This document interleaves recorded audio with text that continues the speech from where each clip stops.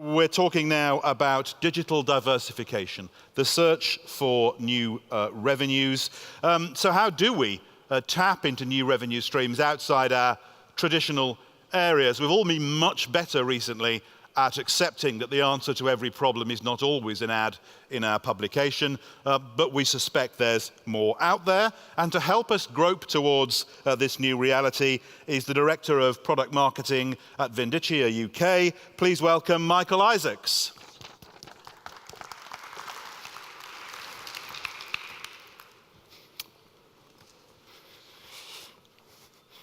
Thank you. Good afternoon. So today I would like to share with you the results of research that we have conducted that looks at the attitude and the progress of European publishers in their digital diversification and digital transformation. Just by way of introduction, I'm part of Vindicia. Vindicia provides subscription billing solutions to companies in many verticals, including publishing, media, entertainment, content, OTT, telecom, IoT, and so forth. Basically, any organization that is charging for their services on a monthly or a recurring basis, we're providing solutions. And we're helping our customers build subscription value through three main areas. We are helping them acquire new customers. We have a bunch of techniques to help them acquire new customers, retain those customers, and expand their operations. So we're helping them doing things like increase customer value, preventing churn, whether involuntary churn or voluntary churn, and helping them expand to new geographies, additional businesses, new properties. So our interest in this area is obvious because our customers are moving from being print providers to digital, and the subscription models and the payment models are changing, and we want to be able to assist them with this change. So I want to start, though, by talking about digital transformation in general, because it's not just the publishing industry that's undergoing this type of transformation. The transformation is affecting every single industry that we're familiar with: telecoms, banking, finance, education, automotive. You name it, they're all undergoing the same type of complex and traumatic transformation. And why is that happening? Because customer and consumption habits have changed dramatically.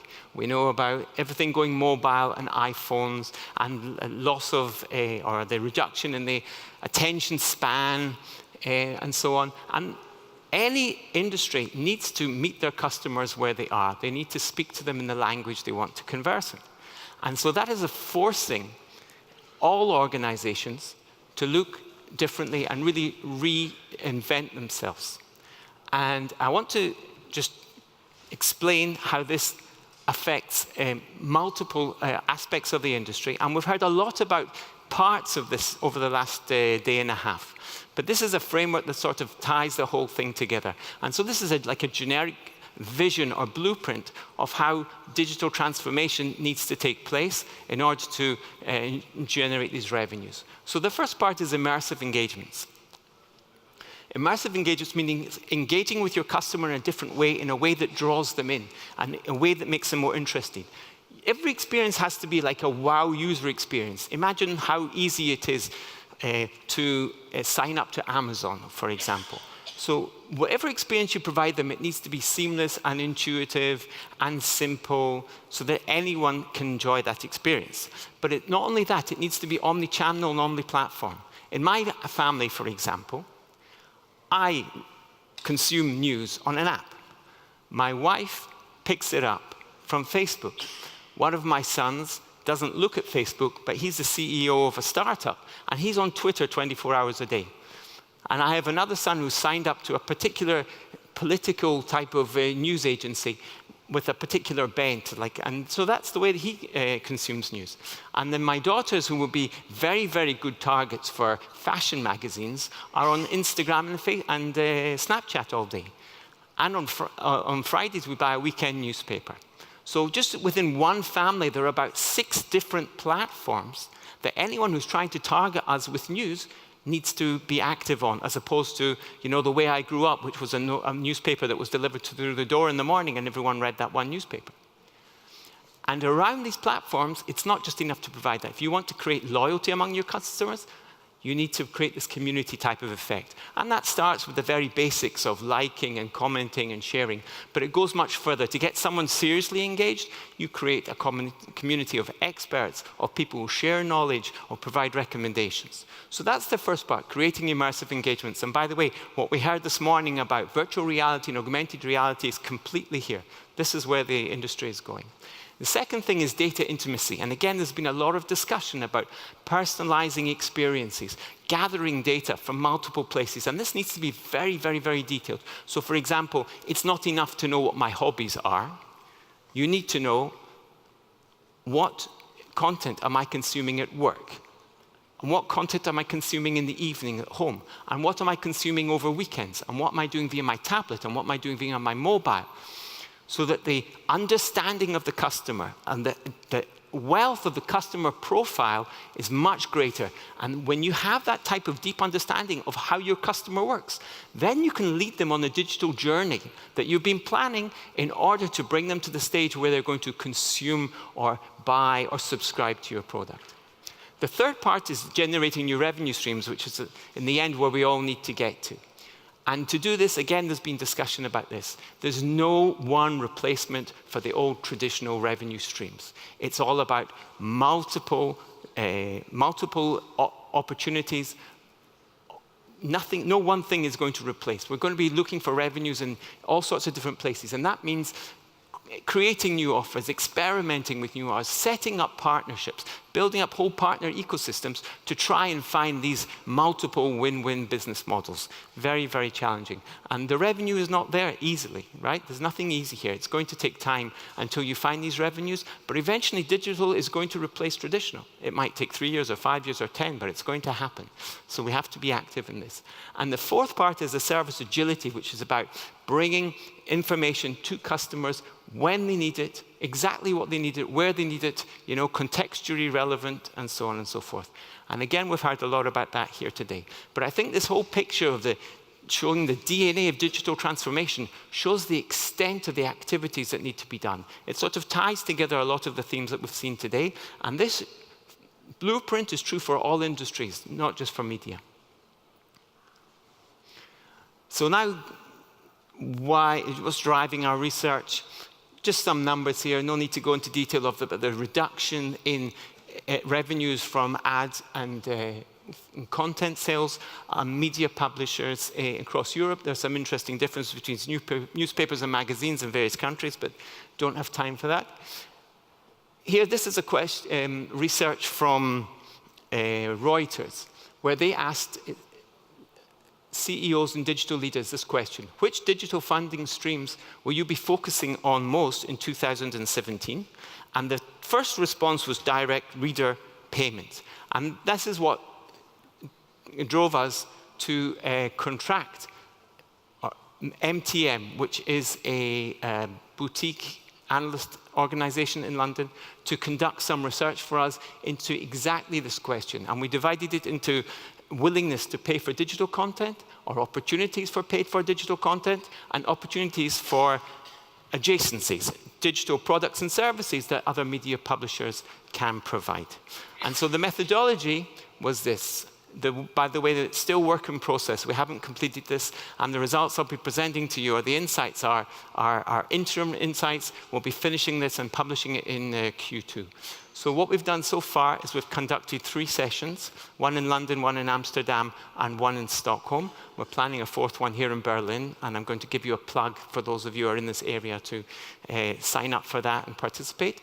But we had face-to-face discussions, and you can see the participants in the session from the logos, in which we had a guided discussion, asked all sorts of questions, we captured the discussion, and we also asked the participants to fill out a questionnaire in which they stated to what extent they agree or disagree with various statements, or where they see the future going. And so we'll move on now to the results on paid for digital content. And I'm going to run through this quite quickly. So publishers have been experimenting with paid for digital content for many times. These are the main models without breaking them down too much. You can see some logos: digital editions, hard paywalls, meter paywalls, and more recently, freemium, and then the more digital type models like micropayments and aggregators. We've had some interesting presentations which touched on those as well. And before we get to the results, these are just some of the impressions and the perceptions and the feelings that the people in the room had. So here was a question we asked them. Newspaper and magazine publishers' digital content sales revenues have shown little or no growth in recent years. To what extent do you agree with that? And you can see that the agreement was like 50-50. And I think the interpretation of that is that sometimes growth from digital has been quite impressive in percentages, but the absolute percentages are still very small. So yes, there's growth, but how important is it? Not so important so far. Second question was about the efficiency of hard paywalls. And here the agreement was that you and you can see the quotations, by the way. Yeah, you can read them.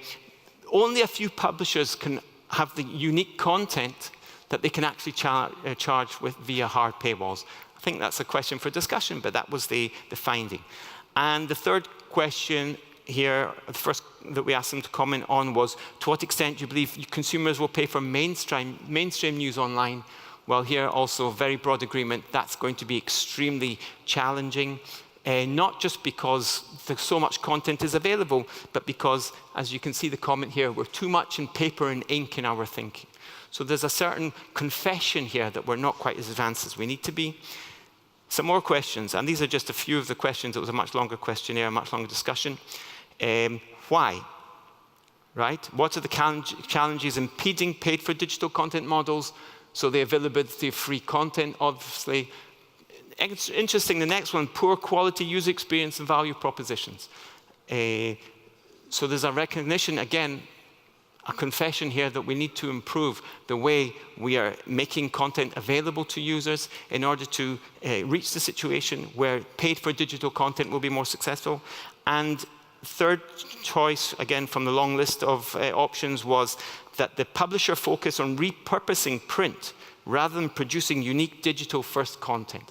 And I think that's something very, very fundamental, and we'll come back to that as well, that when you're a traditional legacy publisher with a certain mindset and a certain skill set, to take that and convert it into digital is far more challenging than, as it were, starting all over again from zero with people and with systems which are already designed for that. But however, we did discover a lot of optimism. And when asked about what you see over the next 3 years, do you see revenue growth?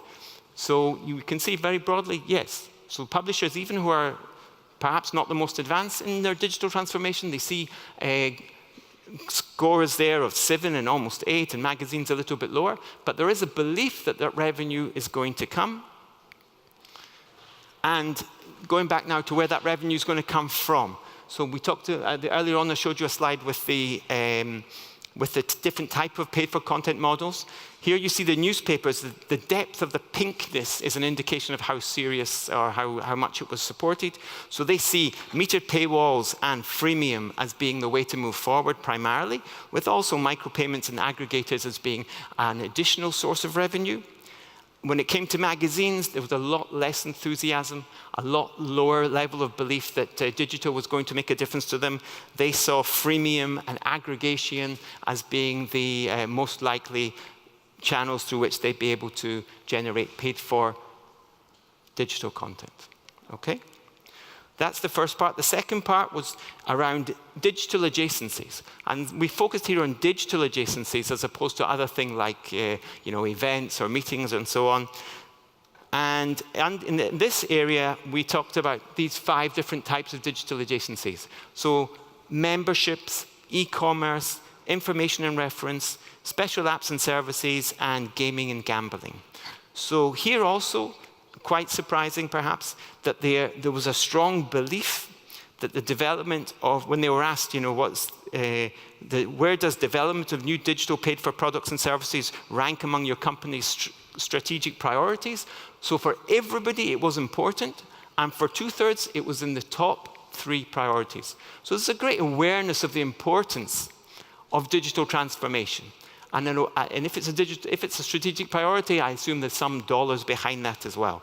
And here you see I have a couple of comments that pull that out. Our future is in a more diverse revenue-based complete understanding that we can't do more of the same and expect to be here in 10 years' time. So where did they see, in the magazine world, where did they see the future? Sorry, in the newspaper world. So e-commerce came out as the most interesting area. Secondly, behind that, with memberships, information reference, gaming and gambling, a little bit of detail on each of them. The e-commerce they saw as promising with respect to a captive audience, or let's say a particular community around a particular area. Information and reference, great opportunity, but for a very small number of publishers who actually have that unique information. And with respect to gaming and betting, gambling, this is very popular in the UK. Other countries, it's not legal, or it's not yet legal, or publishers do not want to really be identified with a revenue stream with gambling because of the negative connotations. When it came to magazines, somewhat similar. Again, they're focused more on e-commerce. There's an interesting comment there about some strong brands will be able to develop marketplaces. Okay, so around a magazine which normally is more niche in its nature, it could be on fashion or cooking or gardening or whatever. Around that, you tend to be able to build a community, and around that also provide e-commerce services. So when we look at these findings in their entirety, and again, I emphasize and stress, first of all, I've only shown a very small number of the questions that we asked, and that the analysis and the data is not complete yet. But when we look at it in its entirety, we come to these are the top key success factors for European publishers, again, from a longer list that we asked about. And I've put together here the top 3 of brand, content, and customers into one. And I'll tell you why. I think and we've heard a lot about this again over the last day and a half, that if your brand value is very clear to you, and your value proposition and what's special about you is clear to you, then your content is going to reflect that. And you can argue it the other way around as well, that if your content is very relevant and valuable and focused, then that's going to be driving your brand. And when your brand and your content are aligned, you're going to find your customer base. And your customers are going to be far more relevant. So I think that bringing the 3 of these together is a key success factor for success in digital transformation. And the second and the third one I also want to keep together. The senior leadership. The comment here was very interesting. We need senior managers who understand digital and have the leadership to deliver change across the organization. If any of you heard Jeffrey Gilbert yesterday talking about the Washington Post, this is exactly what happened. They had a very dynamic leader who was willing to invest substantially over a long period of time in order to make the change. So when the leadership is there, and the budget is there, and the vision is there, and you can marshal that, you will be able to bring on board the people with the technical expertise and the development teams and the digital mindset in order to drive your success. So here are the final findings. We see here an element of optimism. Growing range of opportunities are emerging with a period of growth, innovation, and experimentation ahead. Digital paid-for offerings are once again a strategic priority. For the last few years, it's not been so popular, but again, it's been given priority. There is no low-hanging fruit. This is a very, very complex, long-term transformation. If you remember the blueprint that I put up at the front, you have to be working on all 4 of those parameters simultaneously. Okay? And it's a long-term investment. The revenue's not coming next year, not the year after. It could take a long, long time. But on the one hand. On the other hand, there's really no alternative if you want to still be around in 10 or 15 years. So on newspapers, we saw focus on freemium, metered paywalls, possibly also e-commerce and gambling. Magazines were more interested in specialist offerings and quality content, customer insights, and digital experience expertise are key. So I'll just finish. I've got 7 seconds to remind you that we're interested in getting more input to the survey. We'll be publishing the results a little bit later. Please drop by our booth, Vindicia booth, either to sign up for a session here locally or to be sent the questionnaire for you to fill out. We'll be very grateful to you for that. And thank you very much for your attention.